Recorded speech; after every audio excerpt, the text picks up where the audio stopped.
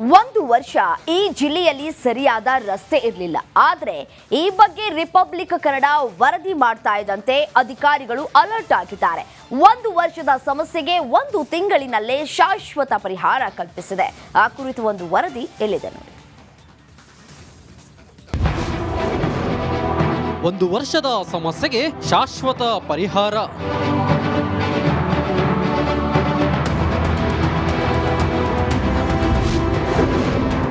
ಇದು ರಿಪಬ್ಲಿಕ್ ಕನ್ನಡ ವರದಿಯ big impact.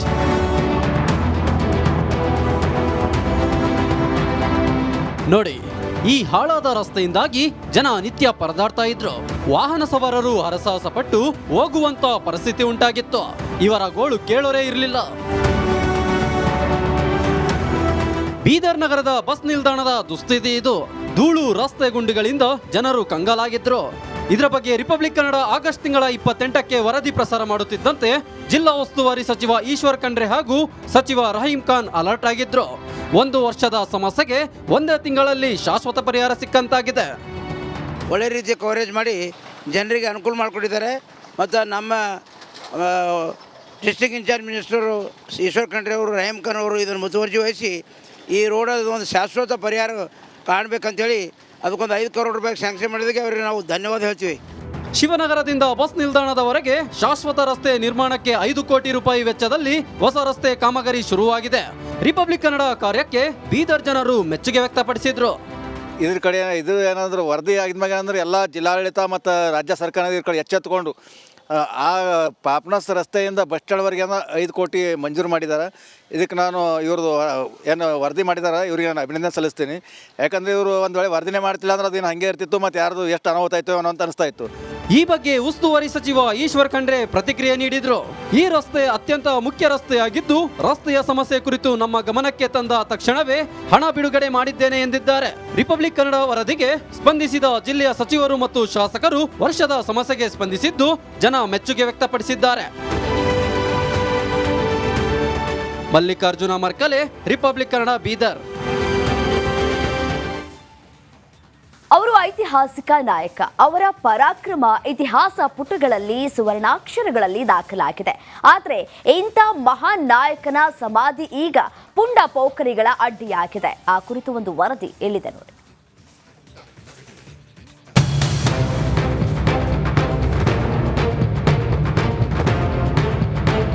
ಎಲ್ಲಿ ನೋಡಿದ್ರು ಬಿಯರ್ ಬಾಟಲಿಗಳು, ಸಿಗರೇಟ್ ಪ್ಯಾಕ್ಗಳು, ಗುಟ್ಕಾ ಚೀಟಿಗಳು, ಕಾಲಿಟ್ಟ ಕಡೆಯಲ್ಲೆಲ್ಲ ಕಸವೋ ಕಸ. ಗಬ್ಬು ನಾರ್ತಿರೋ ಈ ಜಾಗ ಯಾವುದೋ ತಿಪ್ಪೆಗುಂಡಿ ಅಲ್ಲ ಕಣ್ರಿ. ಚಿತ್ರದುರ್ಗ ಸಂಸ್ಥಾನವನ್ನ ಆಳಿದ ನಮ್ಮ ಹಿರೇಮದಕರಿ ನಾಯಕರ ಸಮಾಧಿ.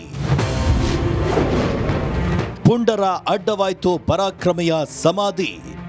ಹಿರೇಮದಕರಿ ನಾಯಕ, ಬೆಚ್ಚುಗತ್ತಿ ಭರಮಣ್ಣ ನಾಯಕರ ಪುತ್ರ, ಪಾಳೆಗಾರ ವಂಶದ ಕುಡಿ. 1721ರಿಂದ 1748ರ ತನಕ ಚಿತ್ರದುರ್ಗ ಸಂಸ್ಥಾನವನ್ನಾಳಿದ ನಾಯಕ. ಇಂತಹ ಪರಾಕ್ರಮಿಯ ಸಮಾಧಿ ಈಗ ಪುಂಡ ಪೋಖರಿಗಳ ಅಡ್ಡೆಯಾಗಿದೆ.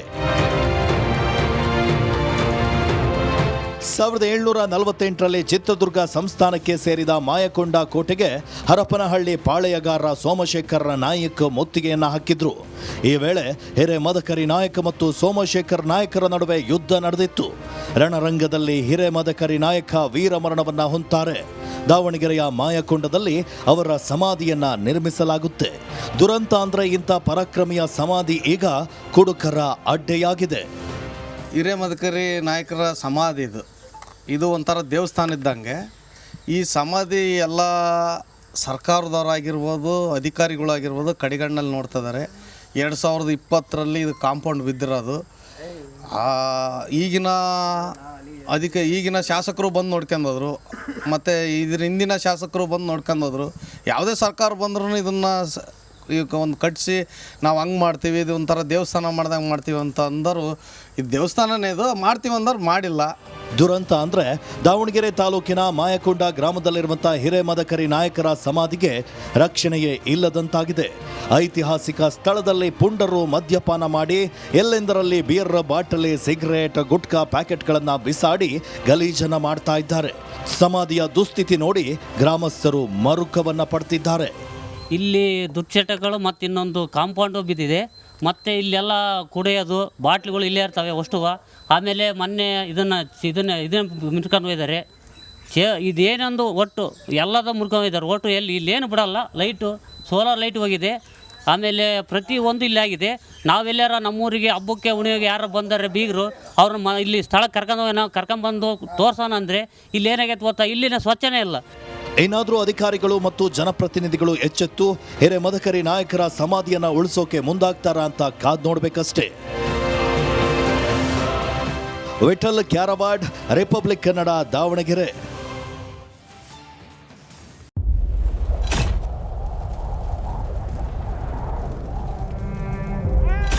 They destroyed our house and our life.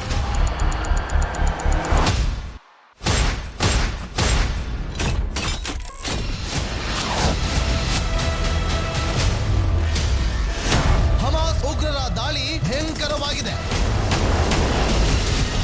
ಯಾವ ಮಾಧ್ಯಮವೂ ಇಲ್ಲಿಗೆ ಬರಲು ಧೈರ್ಯ ಮಾಡ್ತಾ ಇಲ್ಲ. ಇಂಥ ಜಾಗಕ್ಕೆ ಎಂಟ್ರಿ ಕೊಟ್ಟಿದೆ ರಿಪಬ್ಲಿಕ್ ಕನ್ನಡ.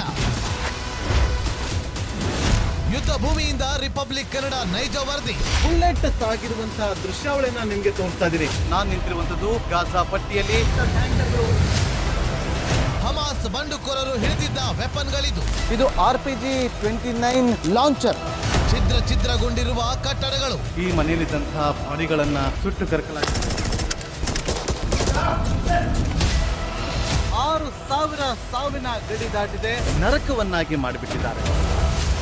31 ದಿನಗಳಿಂದ ಯುದ್ಧ ಭೂಮಿಯಲ್ಲಿ ನಿಂತು ರಿಪಬ್ಲಿಕ್ ಕನ್ನಡ ವರದಿ ಮಾಡ್ತಾ ಇದೆ.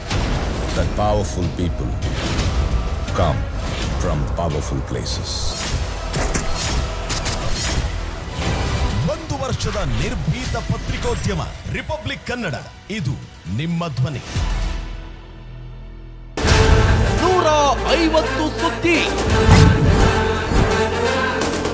120 ಇಂಪ್ಯಾಕ್ಟ್. ಸೂಪರ್ 3 ಇಲ್ಲೇ ಡ್ರಾ, ಇಲ್ಲೇ ಬಹುಮಾನ. ಮಾಧ್ಯಮ ಇತಿಹಾಸದಲ್ಲೇ ಮೊದಲು ಪರಿಹಾರ ಪತ್ರಿಕೋದ್ಯಮ. ಜೀವನ ನಡೀತಾ ಇಲ್ಲ ಸರ್. ನೋಡಿದ ಗುರುಲಕ್ಷ್ಮಿನಿಲ್ಲ, ಪಿಂಚಣಿನಿಲ್ಲ. ಇದನ್ನೇ ಮಾಡಕ್ಕಾಗಿಲ್ಲ ಅಂತಂದ್ರೆ ಇನ್ನೇನ್ ಮಾಡ್ತೀರಿ ಬೇರೆ? ಏನ್ ಕಳಿಸಿ ಆ ಸಮಸ್ಯೆಯನ್ನು ಪರಿಹರಿಸಿಕೊಡ್ಲಾಗ್ಬೋದು. ಒಬ್ಬ ಅಜ್ಜಿ, ಅವರು ವಿಕಲಚೇತನರು, ಯಾರ ಹತ್ರ ಹೇಳೋದು?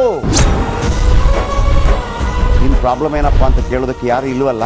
ಆಗ ನಾವಿರ್ತೀವಿ. ನಾವಿರೋದೇ ನಿಮ್ಗಾಗಿ. ನಾನು ಇರುವವರೆಗೆ ಅವರು ಇರುವವರೆಗೆ 1,000 ರೂಪಾಯಿ ತಿಂಗಳು ಆಗ್ತೀನಿ.